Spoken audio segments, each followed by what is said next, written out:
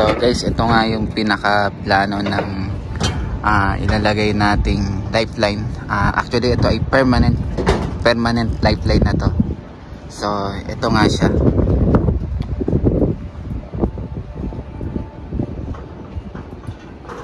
So yan, yan yung plano. So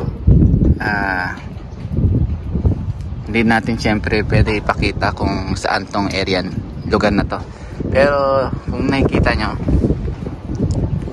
yan nga yung mga installation ng solar na PV solar na naikabit namin.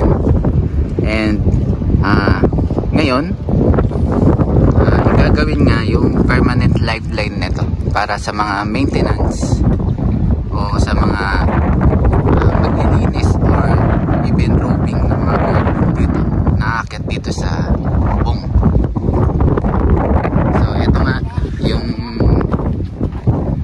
yung sample ng mga puting na ikakabit natin. Yan. So yan.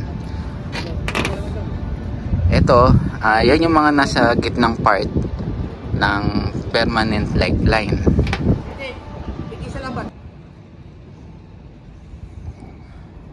So, ito rin, yan din yung mga puting nga ng ating lifeline. Permanent lifeline po yan. Yan na po yung pinaka finish design niya na ikakabit o i-install natin ngayon. Yan. So yung pinakita ko sa inyo kanina na ito rin kasama yan sa permanent lifeline. So batay nga sa plano, doon nga sa dulon-dulo yun, nakita nyo meron siyang pinaka may X na puting, tapos susundan siya ng ganito at susundan siya ng next na ganon at yun po sa dulo.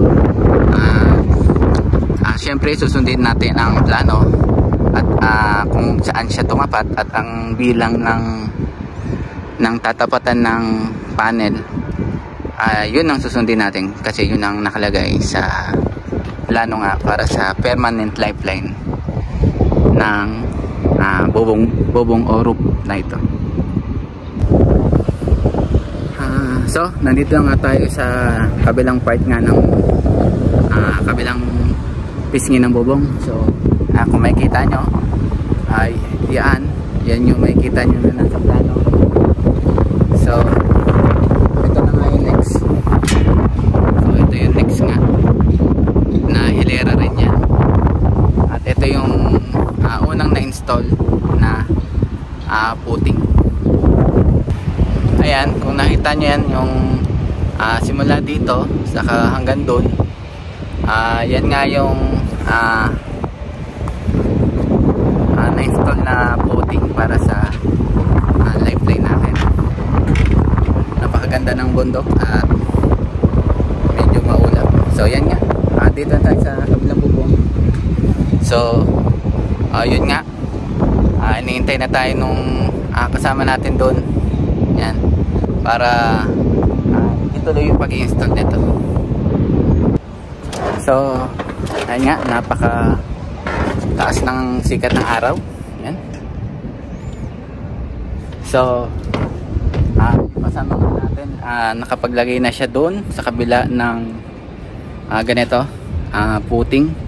At kung mapapansin nyo, yung doon sa part na yan, kabilang roping na yan, yun, maglalagay din tayo dyan ng permanent lifeline. So lilinawin ko nga na ang permanent lifeline na ito, i-install po yan para sa mga maintenance nitong bubong na to. Kung sakaling madulas o umuulan, pwede sila maglagay dyan ng harness nila. Yan. So tatanong nyo kung bakit ganyan lang yan kababa. Yan po kasi ang nakalagay sa plano. Yan. At saka syempre babatay nga tayo sa plano at saka sa design team na nagpakabit itong mga permanent lifeline na ito. po. Yan.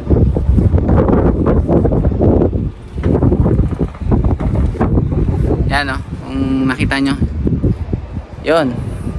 Itong mga bubong na yan, lalagyan din po natin yan ng permanent lifeline. So ito nga yung pinaka lifeline na gagamitin natin. Ito. Yan. So ito siya. Napakatibay po yan. So tatanong nyo kung bakit mayroong tansiyan. Yan. So hanggang doon may tansiyan. Yan yung magiging linya, pinaka linya para pantay yung ating lifeline na ikakabit.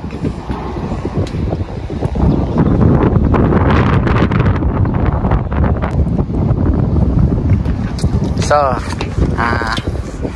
sa ganitong klaseng ang bubong, bawal tayo magbutas dyan.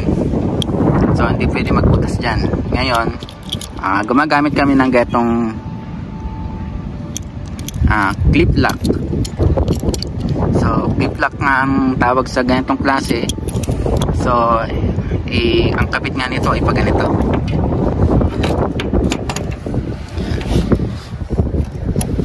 Makikita nyo yan, pag hinikpitan to ng Allen wrench. So ganito nga yung gamit nating Allen wrench. Tapos nyan hihigpitan pa yan ng torque wrench, at ganyan lang magiging itsura ng ating clip lock.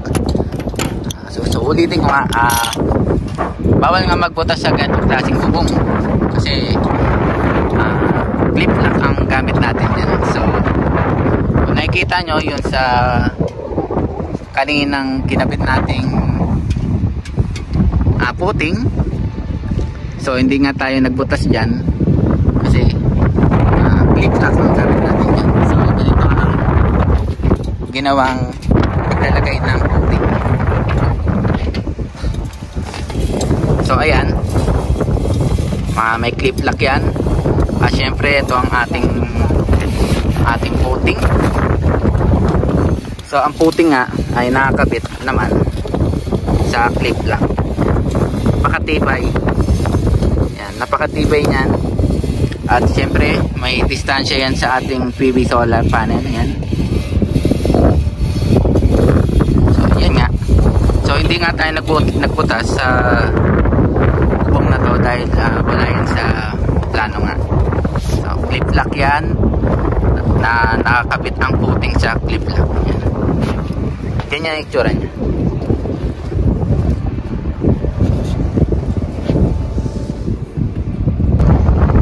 So dito nga sa kinabit nating puting, so hindi nga tayo nagbutas dyan. So gumamit nga tayo ng clip lock. Yan. So ang clip lock naman na ginamit natin, doon naman kumapit ang puting. So ito nga yung lock ng puting natin. Yan. So apat yan. So napakatibay yan. Tapos itong bubong na to hindi nga binutas dahil batay nga sa plano. Dito sa plano na dala natin, walang bubutasin dyan. So ngayon kung tatanong nyo kung bakit may ganyan, may takip pa po yan. May cap pa po yan para although hindi naman siya matalim, pero syempre lalagyan pa rin natin yan ng cap.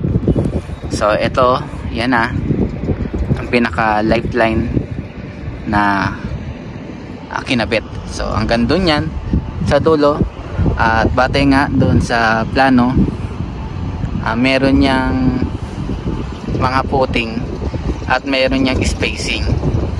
So gaya nga ng sabi ko kanina, hindi po lifeline to para sa mga worker. I mean para sa installer, hindi po. Tapos na po ang installing dito.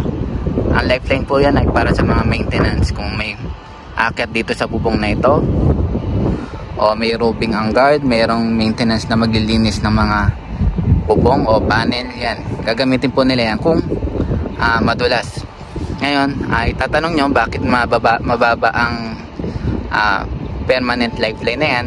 Yan po kasi ang nakalagay sa design na napagkasundoan nga po na ikakabit dito sa roof o sa bubong na ito. So tayo naman sa side nga natin na installer, syempre susunod lang tayo sa pinakaplano o sa plano nga na pinagagawa sa atin. Yan. So yan nga yung unang linya ng ating permanent lifeline. Napakatibay po yan.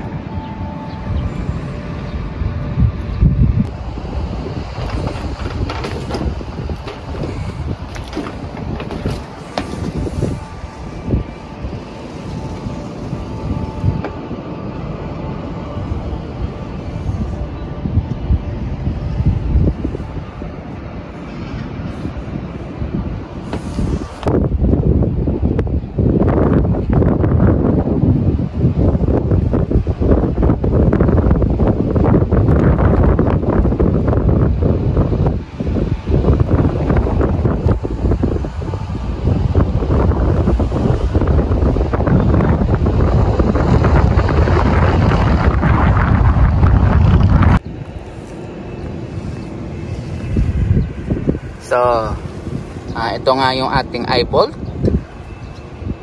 Ito yung ating turnbuckle. At syempre, ito yung ating double stainless steel jack lock. Yan. At syempre, ito nga yung pinaka wire rope natin. So, yan ang bumubuo ng ating permanent lifeline dito sa bubong. Yan.